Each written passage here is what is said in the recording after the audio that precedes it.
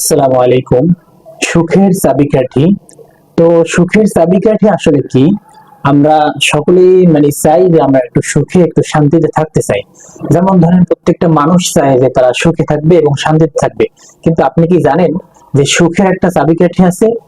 তাহলে আজকে আমরা জানবো যে সুখের চাবিকাঠি আসলে কি। দেখবেন একটা গ্রামের ভিতরে মুষ্টিময় যদি কিছু লোক থাকে, সেখানে দেখবেন যে দুই একজন কি পাঁচজন মানুষ সুখে আছে, বাকি সবাই অসুখে। আপনি জিজ্ঞেস করবেন, বলে আমার এই সমস্যা ওই সমস্যা ওই সমস্যা। তো এরকম প্রত্যেকটা মানুষ যে কোনো না যে কোনো সমস্যা থাকে। কিন্তু আমরা যদি জানি যে সুখের চাবিকাঠিটা মূলত কি, তাহলে কিন্তু আমরা প্রত্যেকে সুখে এবং শান্তিতে থাকতে পারবো। আপনি যদি আল্লাহকে চিনেন এবং ভালোবাসেন এবং তার ইবাদত করেন, তাহলে দেখবেন যে মাটির তৈরি কুটে ঘরেও আপনার সুখ শান্তির কোনো অভাব নেই। পক্ষান্তরে আপনি যদি আল্লাহর পথ থেকে সরে যান, তাহলে অবশ্যই আপনি হতবাকা। হ্যাঁ, আর সত্যের পথ থেকে যদি আপনি বিচ্যুত হন, তাহলে বুঝবেন আপনার নিকট সুখের চাবিকাঠি আর নেই। আল্লাহ তাআলা কোরআনুল কারীমে বলেছেন, ইন্না মাফাতিহাহু লাতানূউ বিল উসবাতি উলিল কুওয়া। তোমরা কি দেখোনি যে আমি তাকে এতটা সম্পদশালী করেছিলাম যে তার চাবি বহন করার জন্য শক্তিশালী একটা দল ছিল। হ্যাঁ, তাহলে এটা থেকে বোঝা যায় যে আল্লাহ তাআলা চাইলে আপনাকে সুখী করতে পারেন।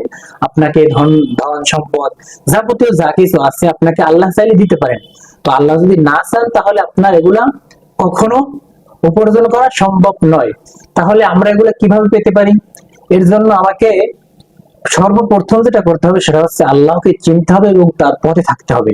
তাহলে আপনার সত্যকে সত্য বলতে হবে, মিথ্যাকে মিথ্যা বলতে হবে। আপনার আল্লাহ তাআলার ইবাদত করতে হবে এবং আল্লাহকে ভালো করে চিনতে হবে এবং রাসূলের দেখানো পথ অনুসরণ করতে হবে। তাহলে সুখের চাবিকাঠি মূলত কোনটি? সুখের চাবিকাঠি হচ্ছে এটাই যে আপনি আল্লাহকে বুঝবেন, আল্লাহকে চিনবেন এবং তার ইবাদত করবেন এবং রাসূলের দেখানো পথ অনুসরণ করবেন। তাহলে দেখবেন আপনার জীবনে সুখ শান্তির কোনো শেষ নেই। দেখবেন গ্রামের ভিতরে দুই একটা ঘর, দুই একটা ফ্যামিলি দেখা যায় যারা ছোট্ট করে ঘরে থাকে, যাদের ইনকাম কম, কিন্তু তাদের কাছে আপনি জিজ্ঞেস করবেন, বলবে আলহামদুলিল্লাহ, আল্লাহ তাআলা আমাকে অনেক ভালো রাখছে। তাহলে এর মানে বোঝা যায় সুখ শান্তি এগুলো টাকা পয়সা আর বাড়ি গাড়ি দিয়ে হয় না।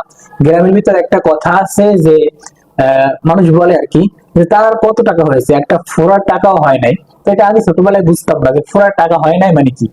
তো এখন আমি বুঝতে পারতেছি যে এর মানে হচ্ছে যে আপনার কোটি কোটি টাকা হয়েছে, তো আপনার আল্লাহ যদি আপনাকে ছোট্ট একটা রোগ দেয় অথবা ছোট একটা বিসি দেয় সামান্য, তো ওইটা চিকিৎসা করতে গিয়েও আপনার সম্পূর্ণ টাকা শেষ হয়ে যাবে, তারপর আপনি সুস্থ হতে পারবেন না। এরকম হয় অনেক সময় আমরা দেখি।